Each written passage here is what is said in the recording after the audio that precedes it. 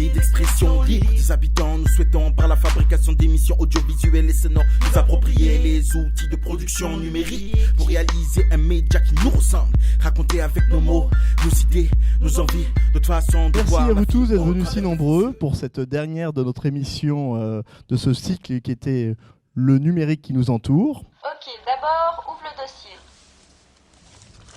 Tu vois le document ? Oui. Bon alors lance-le. J'ai créé ma micro-entreprise en début d'année qui s'appelle À votre service. Je vais chez tout type de personnes qui sont en difficulté aujourd'hui pour faire leur démarche administrative. Donc c'est un mélange d'aide administrative et d'assistance informatique. Audrey de l'agence Alter Ego, donc c'est un centre de formation pour l'égalité professionnelle, la mixité des métiers et la lutte contre le sexisme. J'étais déléguée à l'action sociale pour un grand groupe où je m'occupais de toutes les personnes en difficulté, personnes âgées, femmes seules, handicapés, etc.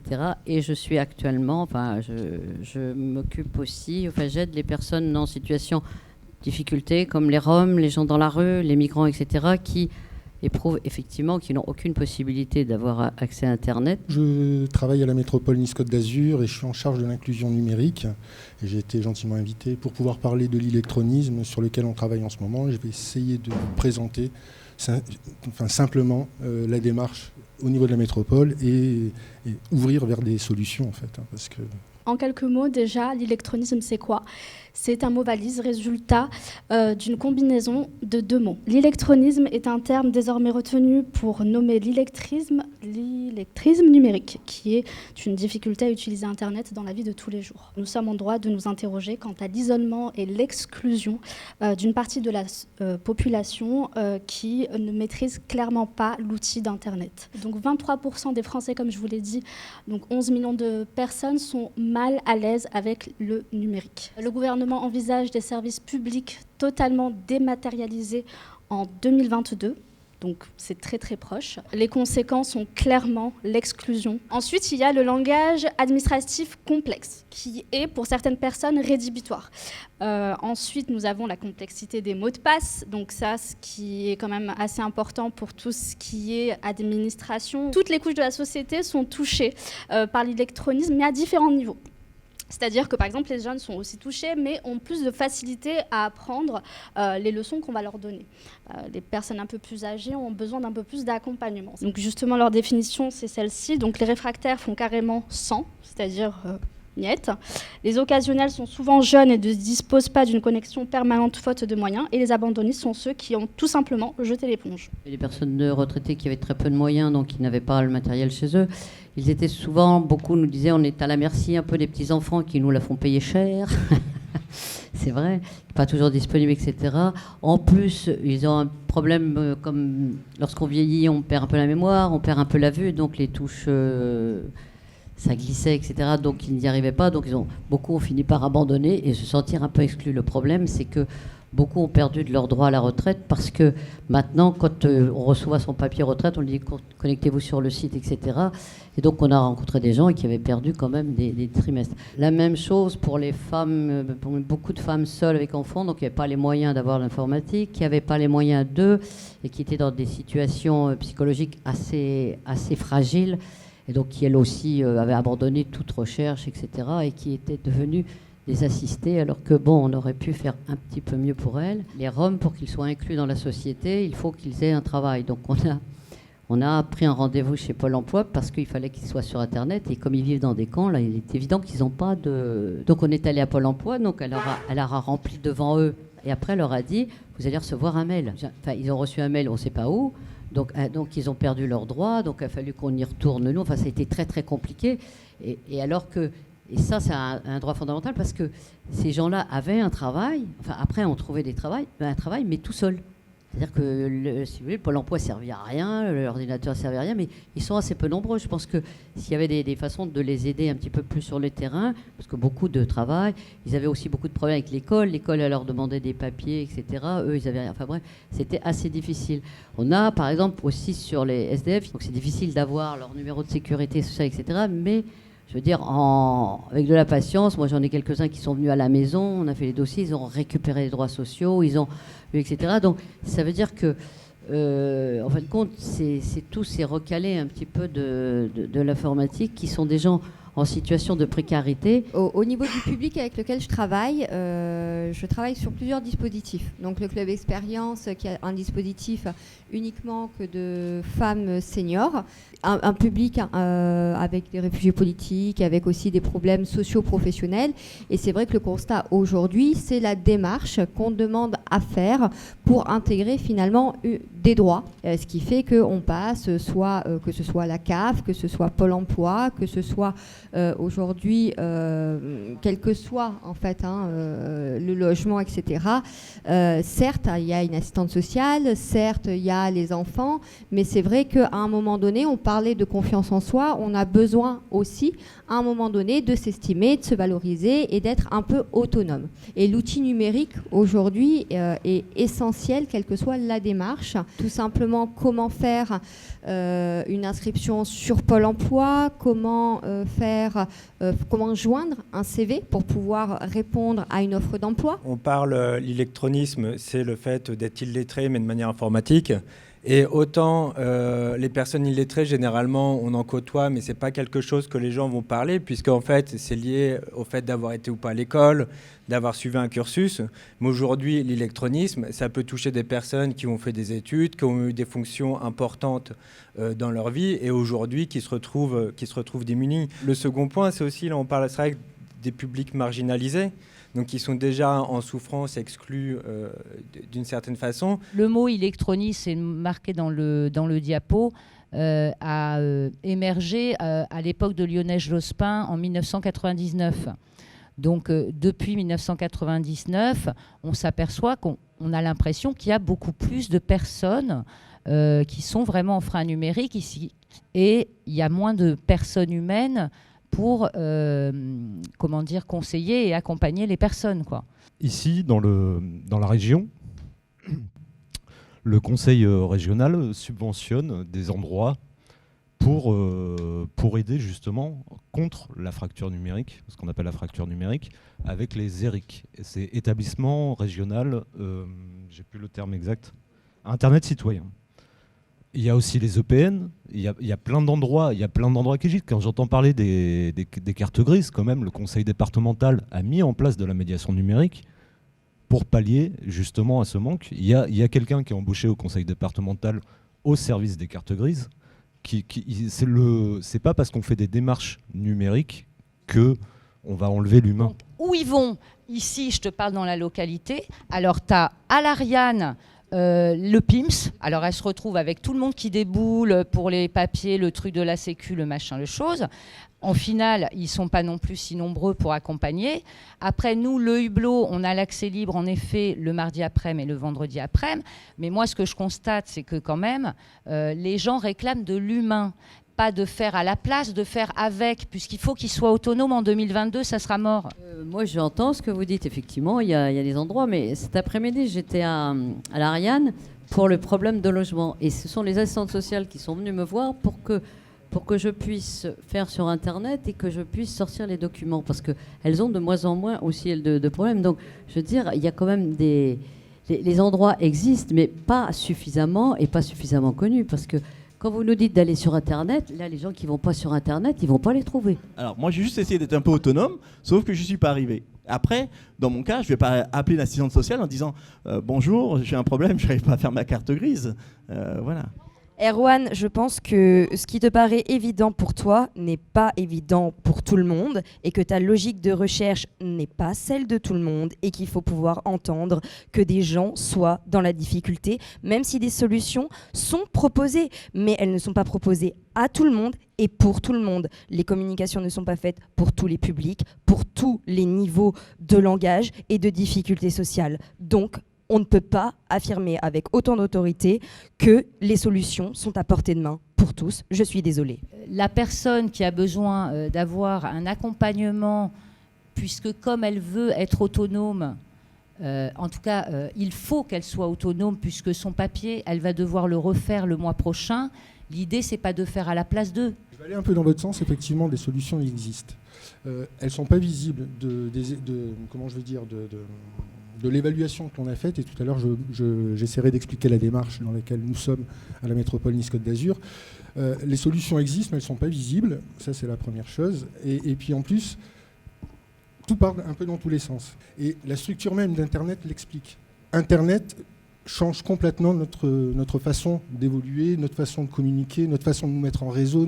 Enfin, voilà. Maintenant que les administrations se sont mis à la page, et que ça a pris un certain temps, effectivement, se pose la question de l'électronisme et de la méthodologie à mettre en marche, d'une part pour être visible, et deuxièmement pour être efficient. Et effectivement, il va falloir qu'on fasse avec ces profils-là et qu'on adapte des réponses sur le terrain. On noircit toujours le tableau du numérique, et avant d'être technique et avant d'aller dans la technique, le message que j'ai envie de faire passer, c'est voilà, il faut rentrer dans la culture. Et comment on fait rentrer cette culture? Donc, comme on vous l'a dit tout à l'heure, donc d'ici 2022, l'État souhaiterait tout numériser, donc tous les sites du gouvernement.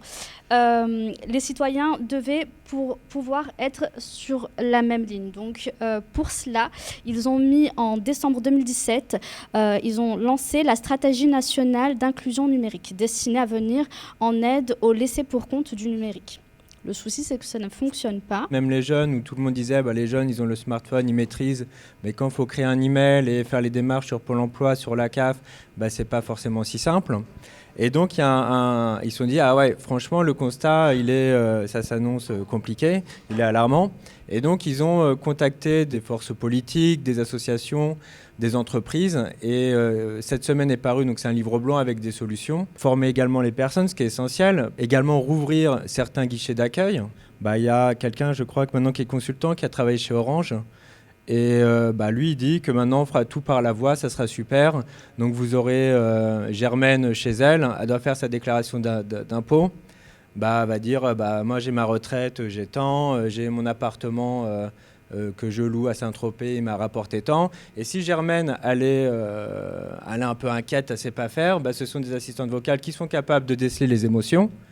Et là, on rentre dans tout ce qui est information, vie privée, qui pose un autre problème.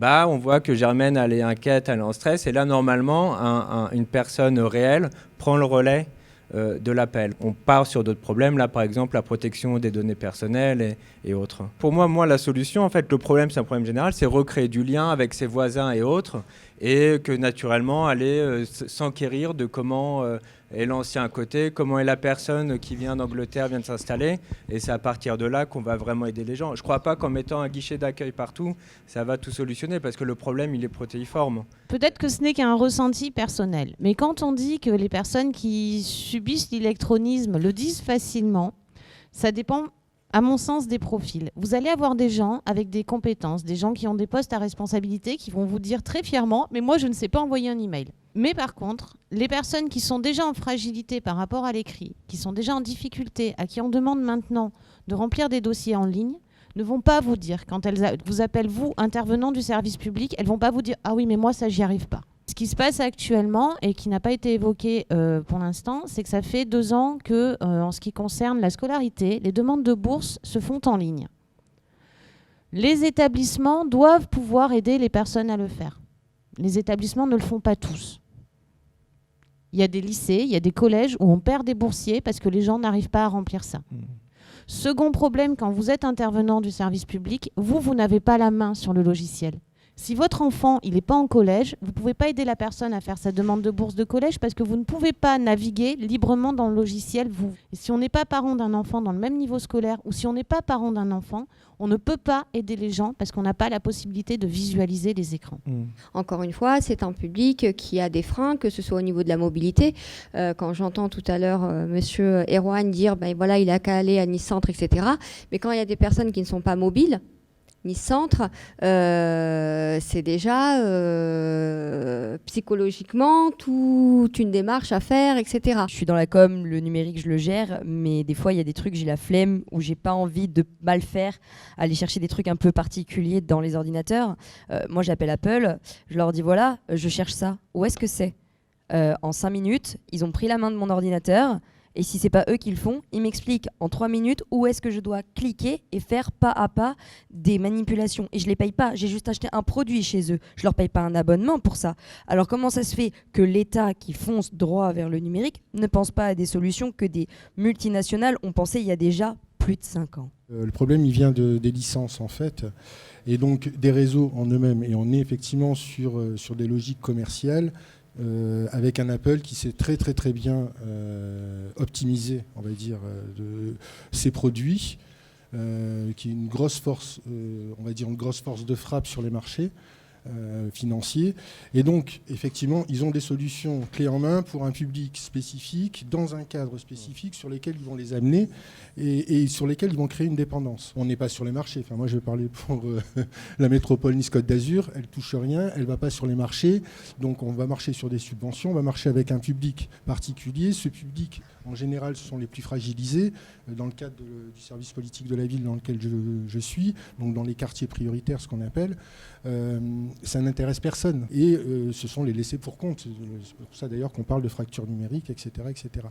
Apple se fout de tout ça. Il ne va pas réfléchir de savoir... lui, ce qu'il va mettre, c'est un modèle économique. Il va voir s'il a capté sa cible. Une fois qu'il aura capté sa cible, il va travailler avec sa cible. Voilà. Et il va laisser le reste au service public. Cette exclusion de l'électronisme, ça exclut aussi des citoyens sur le fonctionnement même de la chose politique. Je veux pour exemple prendre le projet de référendum, c'est-à-dire pour poser un référendum, je crois qu'il faut réunir 4 millions et quelques de personnes. Il y a un projet là pour faire un référendum pour la privatisation ou contre la privatisation des aéroports de Paris. Je me suis connecté pour pouvoir signer en ligne. Honnêtement, heureusement que mon copain était là à côté pour m'assister. C'est pas évident et j'imagine quelqu'un qui a envie de participer juste à la vie de son pays, mais qui n'a que ce système-là, ben voilà, on l'exclut. Ça a été pointé par la Quadrature du Net qui travaille beaucoup dans le sens des libertés individuelles.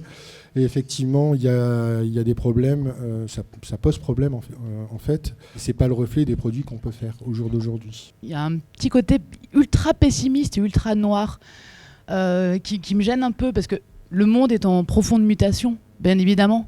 Voilà, notre environnement économique, physique, mental se modifie. Moi-même, récemment, j'ai voulu créer mon dossier médical partagé. Je me suis dit, tiens, je vais faire ça, ça a l'air super. Eh bien, pour l'instant, il est carrément en off parce que les codes, les mots de passe sont hyper complexes. Mais voilà, on est quand même en construction et je pense que ce qui est bien, c'est qu'il y a énormément de personnes, comme Tania ou comme tous nos invités ce soir, qui travaillent activement sur le terrain pour trouver des solutions pour les personnes qui les aident. Et je pense que voilà, avec un peu plus de solidarité, bien évidemment, le monde pourra aller mieux. Pour moi, la solution, c'est bien l'accompagnement humain et que les personnes se donnent la possibilité d'accéder, puisque pour moi c'est accessible à tout le monde. Donc moi je pense que c'est vraiment la pratique et trouver aussi l'intérêt de la personne à le pratiquer. Je vais essayer de vous expliquer très sommairement ce qu'on essaye de faire au niveau de la métropole. Et c'est là où on va voir que c'est quand même assez complexe, c'est une problématique qui est assez complexe et qui ne se résume pas au simple fait on n'a qu'à mettre je sais pas moi, de mettre un endroit où il y a des ordinateurs et mettre les gens dessus pour que ça puisse avancer et fonctionner. On est parti de la dématérialisation de toutes les démarches administratives en 2022 avec dématérialisation et inégalité d'accès aux services publics. Et ça, c'était le rapport de 2019 du Défenseur des droits. Donc nous sommes partis à partir de là. Et c'est là qu'on voit qu'il y a foison de chiffres parce qu'on n'a pas vraiment les mêmes chiffres. Par contre, à chaque fois, ils sont importants. Le service dans lequel j'évolue, on travaille sur ce qu'on appelle le contrat de ville 2015-2020, lutter contre les inégalités de tout ordre, garantir aux habitants des quartiers défavorisés l'égalité entre l'accès aux droits, à l'éducation, à la culture et aux services et aux équipements du service public, et agir pour le développement économique, la création d'entreprises et l'accès à l'emploi. Donc ce sont les 3 leviers sur lesquels on s'appuie pour pouvoir inscrire la démarche. Donc sur les financements, c'était Enedis sur une grande partie, la métropole sur une petite partie et WeTechCare, une association donc, qui intervient dans le cadre de l'inclusion numérique. Et on a mis en place des groupes de travail avec les professionnels intervenant dans les quartiers prioritaires Que ce soit ce qu'on appelle opérateurs de services publics ou les associations, donc il y avait la CAF, le département, les associations de quartier. On a eu 1500 personnes à former aux compétences de base, donc c'est des formations, on va dire, moyen terme. Voilà. Et 6500 personnes à appuyer ponctuellement, c'est-à-dire des gens, un peu les réfractaires, mais qui seraient en capacité de... On est en train de travailler sur une map avec toutes les associations et tous ceux qui font quelque chose dans le cadre du réseau d'inclusion numérique pour pouvoir se répertorier les horaires, en fait se rendre lisible à travers la métropole pour orienter les personnes, orienter le public et les amener vers des solutions, ce qu'on appelle efficientes. Il y a beaucoup de bonne volonté, mais à un moment donné, il faut coordonner un peu les actions, il faut qu'on se mette d'accord, il faut que chacun puisse lire ce que fait l'autre. Je reviens sur la cartographie. Voilà. Je travaille dans la vie associative dans un quartier très défavorisé, donc j'entends des belles choses, mais je vois que les associations ont de moins en moins d'argent. On est dans une nouvelle ère, en fait, et quelque part, je vous ai parlé là avec We Take Care, on intervient bien dans le cadre d'un partenariat public-privé. Et donc, ce sont des financements privés, en fait, qui ont financé ces formations et ces groupes qui ont été mis en place.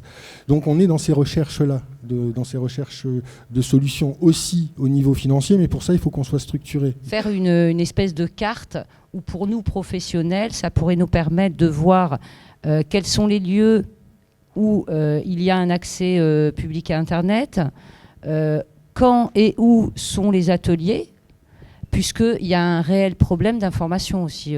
Quelles sont les idées innovantes? Parce que ce n'est pas une critique, mais on entend tout le temps des grands projets comme ça, mais ce n'est pas assez précis à mon avis.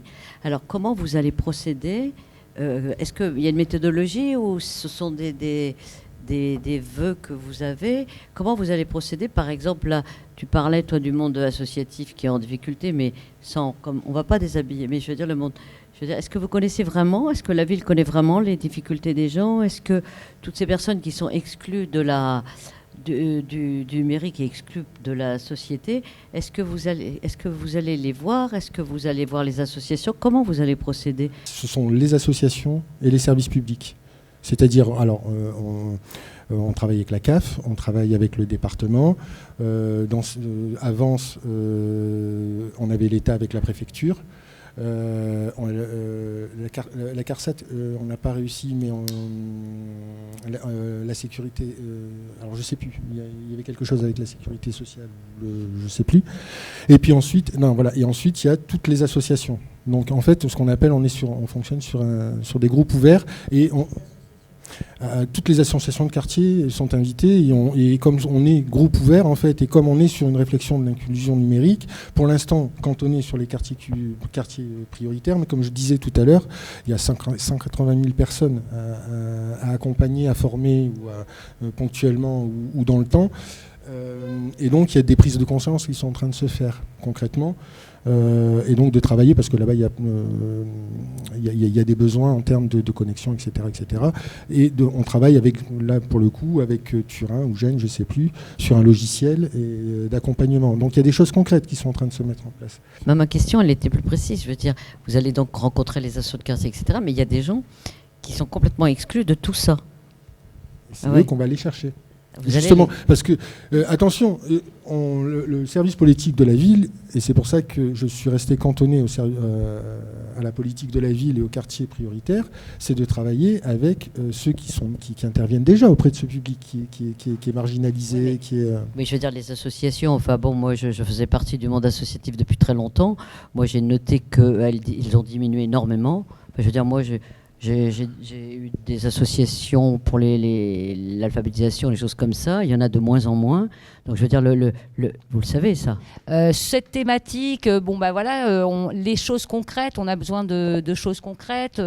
Alter Ego ont un site internet, bien sûr, mais vous pouvez discuter avec elles pour savoir exactement quels sont les horaires et les jours où vous pouvez vous renseigner. Le Hublot est ouvert tous les jours. L'accès libre, évidemment, c'est que le mardi et le vendredi.